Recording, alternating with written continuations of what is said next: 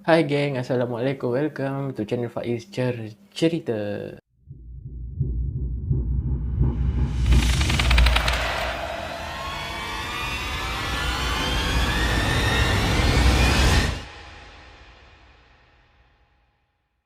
Terima kasihlah banyak-banyak sebab korang sudi mensupport Faiz Cerita. Ada yang dah sudi subscribe, like dan share. Kepada yang belum, aku harap sangatlah kalau korang dapat bantu aku untuk support dengan subscribe, like dan share. Dan kepada yang dah memang subscribe, aku harap korang dapat terus meneruslah menyokong Faiz Cerita. Aku ada dapat satu perkongsian cerita seram dari seseorang ni. Beliau ni merupakan seorang pelajar ataupun kita panggil seorang student lah kan. Sebenarnya sama je, pelajar ke student ke sama je. Cuma bila cakap macam student ni, dia lebih macam ada satu aura yang lain sikit. Mungkin sebab dia bahasa Inggeris kot.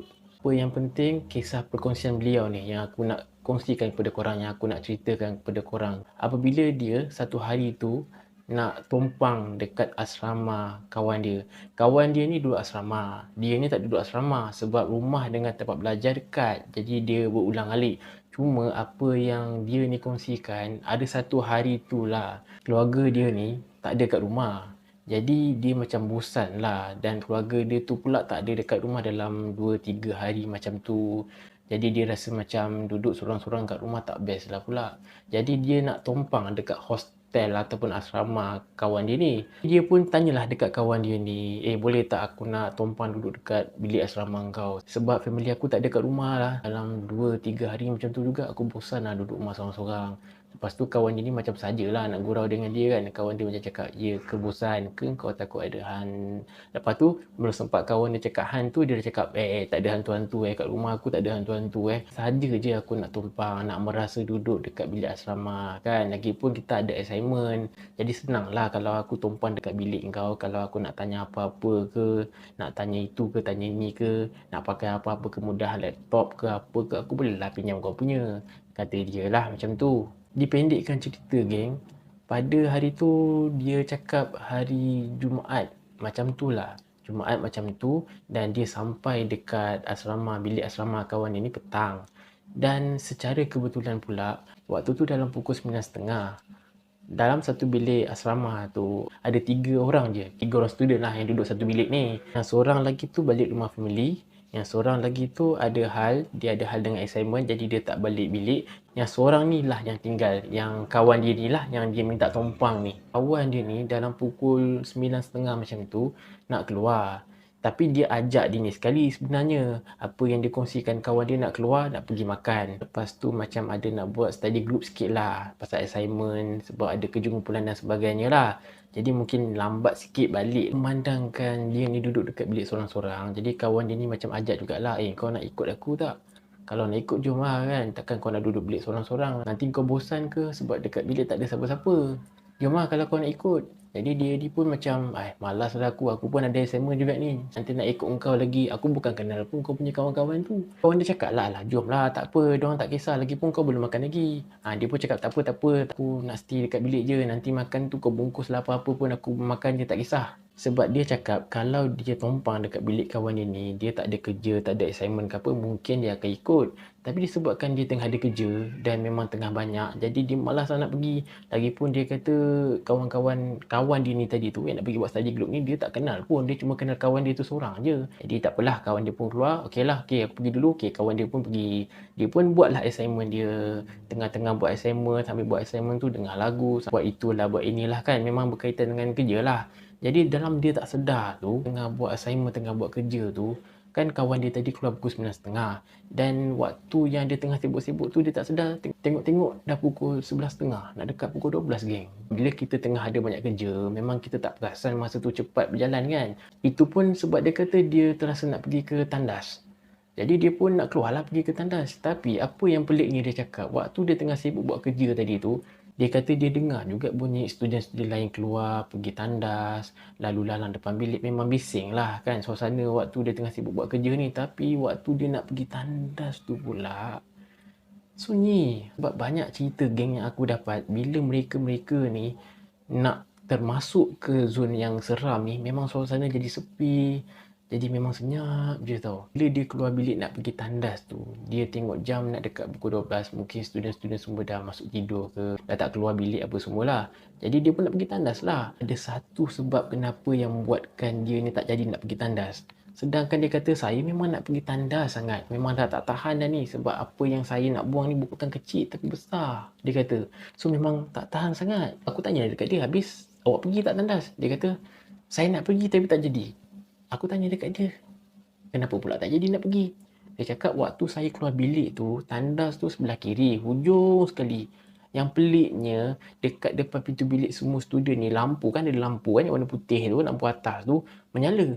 Tapi ngam-ngam dekat tandas tu lampu lip-lap. Korang tahu tak lampu lip-lap macam ni ada? Biasa dalam cerita horror-horror memang ada kan, lampu lip-lap macam tu kan. Bila dia nampak dalam keadaan lampu macam tu, betul-betul dekat tandas, dia kata, seram lah pula. Sebab terus dia terbayang cerita-cerita hantu, cerita-cerita yang seram. Kebanyakannya yang seram-seram memang macam tu kan, lampu berkelip-kelip macam tu. Jadi dia pun cakap lepas dah tengok macam tu, lepas tu dia pandang sana, tak ada pula student nak keluar. Sebab kalau ada student yang keluar bilik yang nak pergi tandas, bolehlah dia join sekali, tak adalah terasa seram sangat. Tapi bila dia tengok keadaan macam tu, tiba-tiba sepi lah pula dia kata. Lampu tandas macam tu pula dia kata. Tak apalah, boleh tahan lagi ni. Terus tak jadi nak pergi tandas geng. Terus dia masuk dalam bilik balik. Lepas tu terus nak sambung buat kerja assignment dia tu lah. Dia macam ada cuba nak call lah kawan dia ni. Tapi call-call tak dapat. Call-call tak dapat sebab dia ada nak kirim lah. Macam suruh beli macam makan sikit lah kot. Dia kata macam tu. Jadi bila call berkali-kali juga dia kata, saya call kawan saya tu banyak kali. Tak dapat. Tapi dia fikir baik lah kan, sebab kawan dia tadi tu kata nak buat study group, nak buat assignment. Jadi mungkin lah dia tak perasan handphone dia silent ke apa ke. Waktu dia tengah-tengah buat assignment, lepas tu call kawan dia tak dapat semua, dia macam nak relaxkan mata dia lah. Dia macam, dia kata mata saya sakit sikit lah. Mungkin sebab banyak tengok laptop dan sebagainya. Dia pun cakap dia kurang tidur apa semua. Jadi dia pun nak tumpang baring lah dekat atas katil kawan dia tu. Kawan dia punya katil tu dekat atas. Biasanya dekat asrama ada katil 2 tingkat. Dan dia ni nak baring dekat atas. Padahal dekat bawah tu boleh je kalau nak baring, bukan diorang duduk pun, sebab student lain memang tak ada. Hanya kawan dia seorang tu je dengan dia lah yang tumpang ni. Jadi boleh je kalau dia nak baring dekat tingkat bawah punya katil ni kan. Dia nak juga pergi baring kat atas. Dia kata macam entah macam mana spontan nak baring kat atas. Sebab dia kata dekat sikit dengan kipas. Sebab kipas ceiling kan dekat sikit tapi tak ada dekat sangat kan. Cabut pula nanti dia bunyi kepala. Dia pun tumpang lah baring sekejap. Memang dia kata keadaan masa tu memang sepi, sangat sunyi. Saya pun heran juga. Pada masa yang sama, saya tunggu kawan saya call balik, dia tak call balik. Jadi tak apalah, kejap lagi kan, lepas 15 minit saya dah baring ni, saya sambunglah buat kerja. Betul saya call lah dia sekejap. Dia cakap macam tu. Tengah-tengah dia baring tu dalam 5 minit lah. Dia kata, adalah dalam 5 minit macam tu geng. Suasana dah sepi kan, senyap.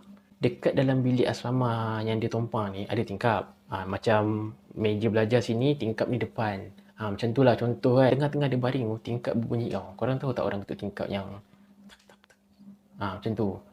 Lepas tu dia macam, ada apa? Sebab dia ingatkan mungkin ada orang nak cari member dia ni. Masalahnya dia ni terlupa. Besoknya tu baru dia sedar. Yang rupa-rupanya tingkap tu mana ada apa-apa. Dekat bawah tu kalau buka tingkap memang jatuh lah kalau tak ada tangga. Memang tinggi, tingkat 3 tak silap. Bilik asrama kawan dia ni.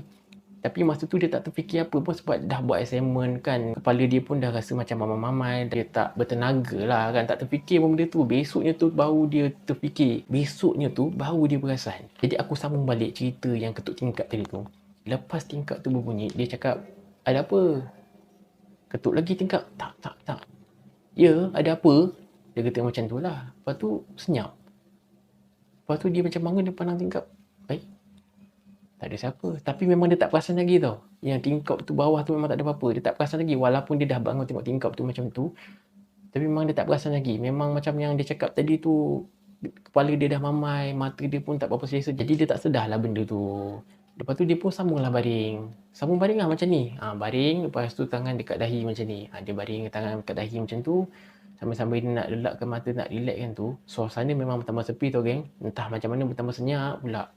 Sepatutnya tak adalah senyap macam tu. Kalau ikutkan kebiasaannya, apa yang kawan dia cerita, tak adalah senyap sangat pun. Walaupun pukul 2-3 pagi, adalah orang keluar masuk nak pergi tandas apa semua. Tapi ni memang sepi. Baru pukul 12 lebih lah macam tu. Dia tengok jam. Tengah-tengah dia nak relax tu, dia terasa macam bahang tau. Panas. Badan dia kata panas. Dia kata. Sedangkan kipas dekat ni.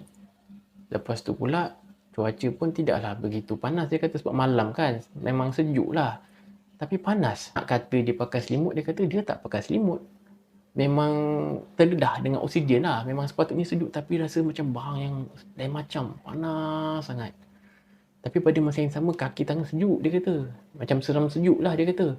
Tapi dia pun pelik, apa pasal jadi macam ni kan. Nak kata sakit dia kata tak pula. Atau mungkin dia tak cukup rehat ke. Dia fikir yang baik-baik je lah geng kan. Dia tak ada masa nak fikir benda yang bukan-bukan. Sebab tak ada dengar apa-apa pun perkara yang pelik dekat asrama tu.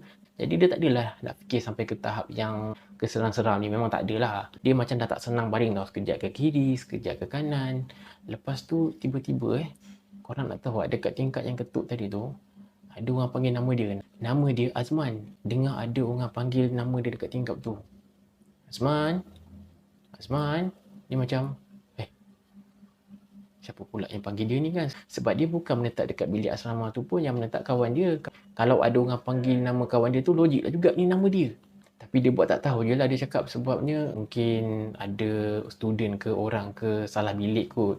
Dia pun buat tak tahulah sebab dia memang nak rehat sangat lah. Dia letih sebab kejap lagi nak sambung lagi ni buat kerja.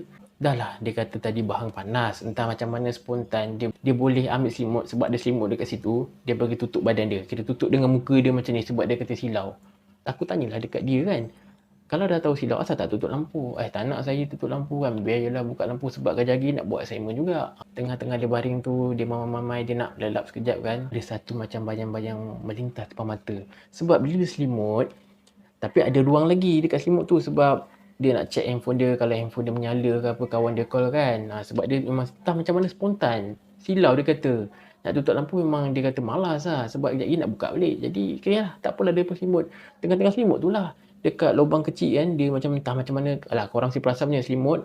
Memang ada macam lubang kecil, dia tutup sikit je mata dia. Terus dia nampak banyak-banyak hitam melintas depan mata. So macam ni, laju dia kata. Terkejut dia tu macam, apa tu? Dalam hatilah dia kata kan.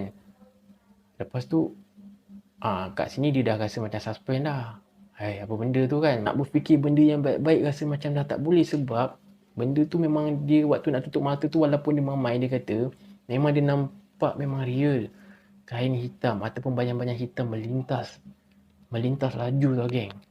Lepas je kain hitam tu melintas laju depan mata dia, dia terus tarik selimut dia, tutup rapat-rapatnya sampai tak nampak sebab dia dah macam syak. Tapi dia tak confirm lagi. Tapi dia dah macam syak itu benda yang itulah kan, korang pun tahulah. Dan masa dia tutup tu memang gigil lah geng. Macam ni lah, menggigil. Dia memang shaking gila dia kata.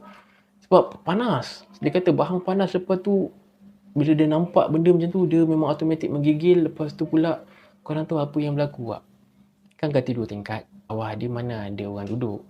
Lepas tu pula dia tengah baring tu macam terasa tilam tu yang dia baring tu macam dia ketuk-ketuk dari bawah. Macam korang tahu tak macam ni lah. Ibarat orang tu ketuk daripada bawah, tilam atas macam ni. Dia macam terasa macam ni kan. Terasa macam dia kata sampai kat sini, dia kata dalam hati tu dia dah mengucap, dia dah berdoa macam-macam lah ni. Tapi dia kata mulut tak boleh nak cakap apa, nak minta tolong pun tak boleh.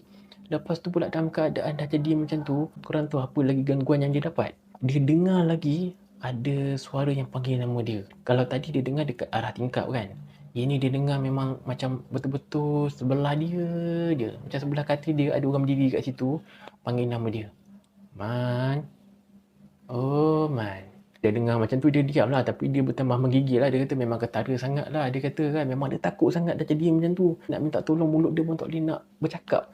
Tak boleh nak buka ni macam terkunci dia kata. Lepas tu pula apa yang menakutkan lagi, dah lah kena panggil nama. Lepas tu pula boleh pula ada suara cakap, Man, takut ke? Macam tu. Terus dia kata dalam hati tu hanya Tuhan saja yang tahu. Dia kata manalah kawan dia ni tak balik-balik, tak call-call lagi. Takkanlah tak ada orang nak keluar pergi bilik air ke, tak ada student yang nak buang air ke tengah-tengah malam macam ni kan. Dia tahan je lah. Dia tahan dalam hati tu, dia baca macam-macam. Ini yang memang dia rasa tak tahan sangat. Dia kata rasa macam nak putus nyawa. Sebab apa tau, dia terasa macam kena himpak. Tangan dia macam ni, dengan selimut tu menggigil. Macam ni, tak boleh bergerak geng, dia kata. Macam ni. Dia kata nampak macam tak logik. Tapi inilah yang saya rasa, dia kata. Macam ni je. Tak boleh nak bergerak. Lepas tu terasa macam berat, dia kata. Tak boleh nak bernafas, dia kata. Rasa macam nafas tu betul-betul rasa macam kalau lemas. Macam korang tahu tak orang yang lemas yang macam dia tenggelam, naik, tenggelam. Macam tu. Nafas yang memang rasa macam lemas lah. Macam orang lemas. Memang dia dah macam tercungak-cungak, dah Macam tu lah, dia tak tahan sangat lah. Tapi apa yang menyelamatkan dia geng, kebetulan dekat bawah bantal dia baring tu, tapi dekat hujung sikit lah, ada surah Yasin. Korang tahu surah Yasin yang kecil tu kan? Ada. Dia memang tak boleh bergerak, tapi mata dia dapatlah tengok kiri kanan macam ni je. Dia pun capai lah sebab dia macam ni, tak boleh nak bergerak tapi dia lawan jugalah. Dia baca macam-macam. Susahnya saya nak capai Yasin ni. Memang saya dah kena himpak ni dah, tak larat, tak boleh nak nafas ni kan. Tangan pula tak, macam kena ikat, kena pegang kan. Macam betul-betul tak boleh nak bergerak ni. Tapi dia kuatkan diri, dia paksa diri, dia dapat capai macam ni. Jari yang hujung ni, dia dapat capai, dia tarik. Masa dia dapat capai tu dengan dua jari ni, terus macam ringan sikit tau dekat tangan dia. Dia terus pegang Yasin tu, terus peluk. Terus ringan badan dia. Terus rasa ringan, terus rasa boleh bergerak, mulut rasa boleh terbuka. Terus boleh berkata-kata lah. Terus dia bangun, dia buka selimut, dia pegang Yasin, dia tengok kiri kanan tak ada apa. Lepas tu apa yang dia rasa macam pelik kan, suasana boleh jadi bising, bukanlah bising sangat, tapi tidaklah sesunyi tadi. Adalah dengar student keluar, student masuk, ada student pergi bilik sini, tegur kawan dia. Macam tu lah, adalah dengar bunyi-bunyi tadi tak ada. Lepas 10 minit barulah kawan dia balik, siap bawa makan lagi. Hey, ni yang makan. Dia ni dah tengah menggigil lah sebab dah jadi benda macam tu. Walaupun kejadian tu dia kata dalam masa 1 jam, kira macam 1 jam ke bawah ataupun setengah jam ke bawah macam tu lah dia kata. Tapi rasa lama sangat. Dia pun serik lah nak tumpang bilik asrama kawan dia. Dia duduk dekat rumah dia je. Walaupun family dia tak ada, tapi dia duduk je lah dekat rumah. Aku pun tanyalah dekat dia, awak tak cerita kat kawan awak apa yang jadi tu? Tak naklah saya cerita dekat dia. Bukan saya tak nak cerita kat dia nanti biar dia kena ke apa. Saya anggap benda tu macam kebetulan je lah. Sebab selama ni dia duduk memang tak ada apa-apa pun yang berlaku. Saya takut nanti kalau saya cerita dia tak percaya. Ataupun nanti buatkan dia rasa tak selesa pula. Jadi tak apalah, saya diam je lah. Tapi apa-apa pun saya sentiasa mengingatkan kawan saya tu supaya berhati-hatilah. Walaupun tak ada apa-apa yang berlaku, tak ada kisah-kisah yang pelik berlaku dekat bilik asrama dia. Itulah geng kisah yang aku nak kongsikan dengan korang, yang aku nak ceritakan dengan korang. Kisah ni memang kisah benar yang berlaku pada seorang pelajar yang dia sudi nak kongsikan kisah ni kepada aku, jadi aku sharekan dengan korang. Terima kasihlah kepada dia yang sudi berkongsikan cerita ni. Jadi kalau korang ada apa-apa penilaian ke pandangan korang tentang kisah seram kali ni, korang boleh dah komen dekat ruangan komen di bawah. Ataupun mungkin kalau korang ada pengalaman, korang pernah ada pengalaman duduk asrama, pernah kena ganggu ke, ada kisah-kisah yang dahsyat ke, korang boleh share lah dengan aku. Jadi kalau korang sudi, aku bolehlah kongsikan kisah-kisah seram korang di video di Faiz Cerita, untuk kita semua berkongsi pandangan dan pendapat, dan juga mungkin boleh mendapat teladan ke atau pengajaran ke. Lebih kurang macam tu lah geng. Jadi apa-apa pun geng, terima kasih banyak-banyak sebab sudi stay tune sampai habis. Aku harap korang dapat stay tune sampai habis, dan harap sangat korang dapat terus menerus sokong Faiz Cerita. Jangan lupa subscribe, like dan share pada yang belum subscribe, dan aku harap sangat korang yang dah subscribe teruskan menyokong tau. Dan segala kekurangan aku mohon maaf sangat-sangat. Jadi kita jumpa dalam next video geng. Assalamualaikum.